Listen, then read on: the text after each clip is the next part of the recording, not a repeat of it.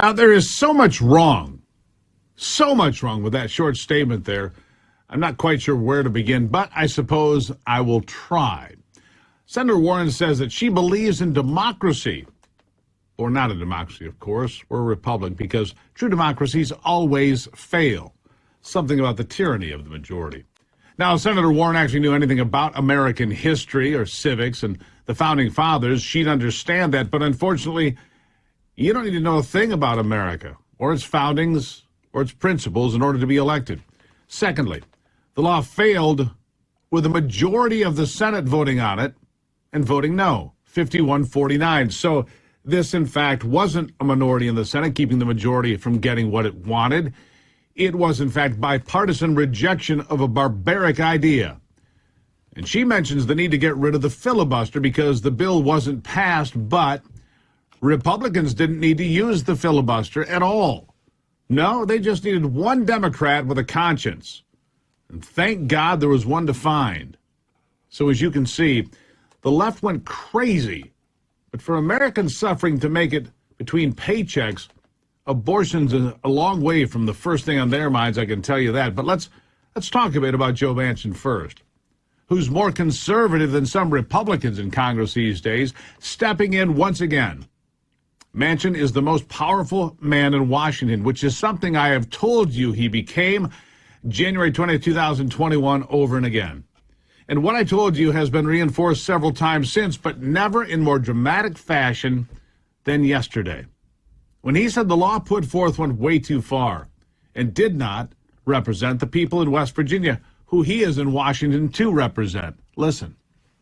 The bill we have today to vote on, the Women's Health Protection Act, and I respect people who support, but make no mistake, it is not Roe v. Wade codification. It's an expansion.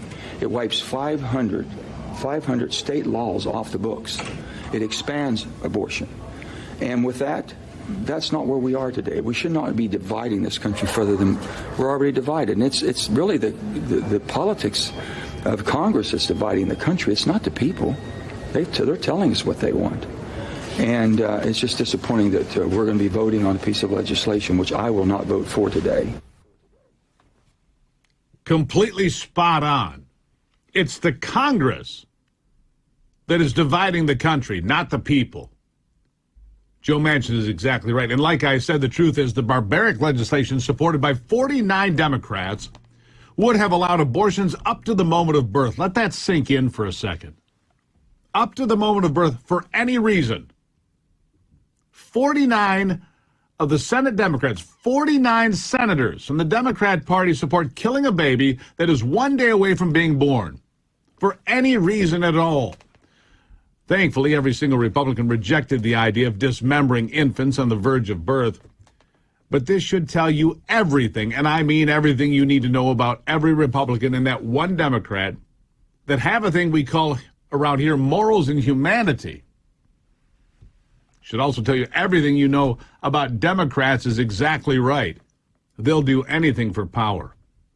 Here's Republican Senator John Kennedy summing it all up quite nicely.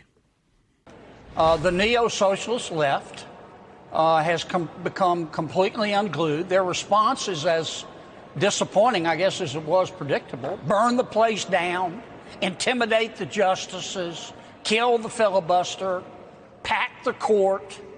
I have no problem with peaceful protests. I'm all for peaceful protests. Emphasize peaceful. But if you're going to protest in front of a person's home, be respectful, be peaceful. Understand the person who lives there has neighbors. Yeah. Don't be ugly. Don't be strident. I mean, I read one of their tweets the other day that said you will never feel safe until you're rotting in the ground. Now, if you're wondering why Democrats are making such a big deal out of all this, it's not that hard to figure out, now is it? The stock market down again today. Even CNN reporting that more than $7 trillion has vanished from the market in just the past year. That can't be good, right? Household debt is now at record levels, several $1 trillion. We told you about that yesterday. And an increasing amount of Americans cannot afford homes. And the stock market taking is going to make that even tougher to fix. Also, doing nothing to change that, the U.S. housing market has doubled in value since 2007. Do you think wages have doubled in that same time frame? Let's compare. And let's be clear, they haven't. The U.S. Social Security Administration shows that the average wage in 2007 was just over $40,000. By 2020, it was $55,000. That was 2 years ago. Do you think the average wage has skyrocketed up to 80 grand? Of course, we know that's not the case, but it gets much worse. The average sale price of a home in 2020, just 2 years ago, was $383,000 across this country. Today, a jaw-dropping $507,000. Let that marinate. And we already know about the food shortages, the fertilizer shortages, gas prices hitting an all-time new record high again today at $4.41 and change, record-setting inflation month after month, and President Biden has a lot to solve. The problem is he can't. Joe Biden is simply not up to the task, and everyone knows it. Here he is last night. Let's take a look, yelling about the food shortages.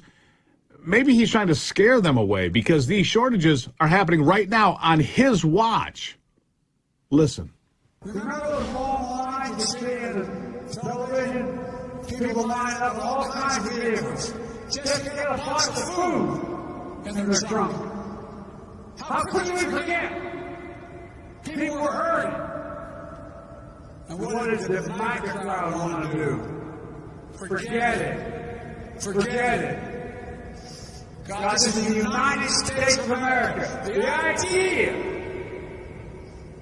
that people would have to wait in line an hour, hour and a half to get a box of food in their trunk. It's unbelievable. Now, I'm sorry, and I am. And that is sad to watch. It truly is. The president's so incoherent, I can't really understand what he's saying. Not sure he can either. But it seems like he's trying to blame former President Donald Trump for all of the food shortages and the issues here in America, distracting you from his administration's massive failings on every possible topic. And here's another distraction that you're going to love. Here's Commerce Secretary Gina Raimondo trying to defend a 24% increase for NOAA, the National Oceanic and Atmospheric Administration, which they say will somehow help American business and workers. Listen to this fantasy. While Americans are struggling and seeing their paychecks shrink, a 24% increase over FY21 levels for NOAA doesn't really help families put food on the table or clothes on the back at a time when inflation's at 40-year high. Can you talk about how this massive allocation of funds helps to combat inflation or deal with supply chain issues that you say are so important? Yes. So, look, we believe climate change is an existential threat. So, children won't forget about clothes on their back. They're not going to be able to have a life if we don't deal with climate change. Well, my constituents can't forget about the need to put clothes on their kids' back right now. And climate change, as you say, being an existential threat, it is not going to solve the problem of making sure the kids are clothed and fed and off to school.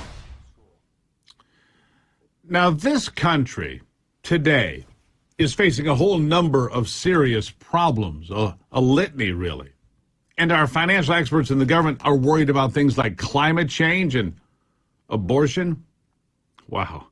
I mean, talk about messed up priorities, because they aren't trying to fix any of the problems that impact you. Their job, as they see it right now, is to divide America just enough so they can sneak in and win the next set of elections in November. That's it. The whole administration has been weaponized for that purpose and that purpose alone, not to do their actual job of looking out for you and the folks, because quite clearly, they're not. They're trying to distract the entire country. But in the face of rising costs for, well, everything,